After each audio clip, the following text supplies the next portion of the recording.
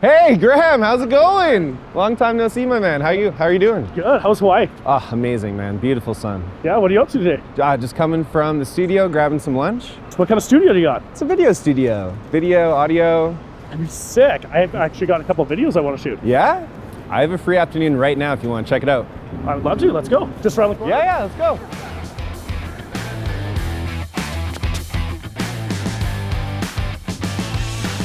So for the homeowner that's trying to save money and they're acting as their own general contractor, hey, I know a cheap guy for electrical, I know a cheap guy for drywall. Do you have any warnings for that individual? Ooh, I've been doing this for a couple days now, and I can tell you that this is not a good thing. I've seen so many people that try to cheap out. They go, oh, don't worry, my buddy's a drywaller. Or I got a quote from another company. They're gonna come in and do this after. They're gonna paint, they're gonna texture, they're gonna do everything. 9 times out of 10, I get a phone call back being like, it didn't work out like I thought. Or the plumbers are a couple $1,000s cheaper than you. How come? Well, it depends what kind of grade of plumber you're getting. Are you getting journeymans? Are you getting apprentices? What kind of materials are you using in the house? Are you using Class C, Class B, Class A PEX piping? What fittings are you using? Are you using cheap brass fittings from China? Are you getting high quality plastic fittings from the United States?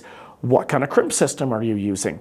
What kind of professional drywall are you using? Are you using a guy that's been doing this for 40 years that can texture match anything and treats this like an art? Or are you using some guy that's been drywalling off of YouTube and he's charging $100 a hole, but you're gonna know that there was damage done to your house? Cost is a factor. In order to get quality tradespeople these days, money will drive the best of them. I'm not saying that every situation you should just pay more to try to get better. That's not always the case. Do your homework, do your research. The guys that are charging a lot should be able to bring value to the table. You should be able to look at their estimates or talk to them on the phone and know why they're charging so much more. For our company, for instance, we prep your entire house. Everything is covered with dent-proof material. All your carpets have a special cling on them. Furniture is wrapped in plastic. We used a 4-stage medical grade HEPA filter. These machines cost anywhere from a couple $1,000 to $10,000 a machine, and the filters are $300 to replace each one. Those things run 24/7 on our job sites to minimize the dust that's going on. We use Class A grade 1 PEX piping. So with those factors alone, we should be already, $1,000 more expensive just in the prep material and the way we do everything that way. And I imagine it helps speed up the timeline as well. This is a massive undertaking. Contractors can be hit or miss when you hire a random one off Kijiji, right?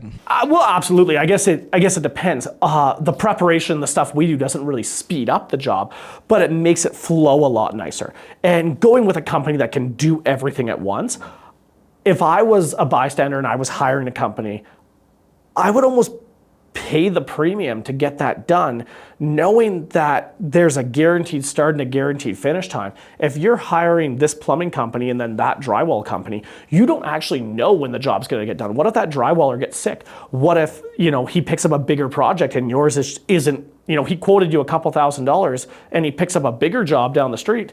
Is he even gonna show up to yours or keep on delaying yours until he's not as busy? And we have a climate right now in Canada where tradespeople are in high demand, especially quality ones.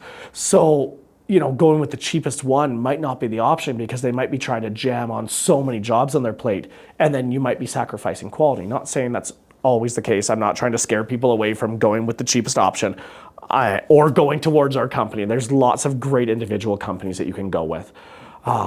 Definitely do your due diligence. Price should be a factor.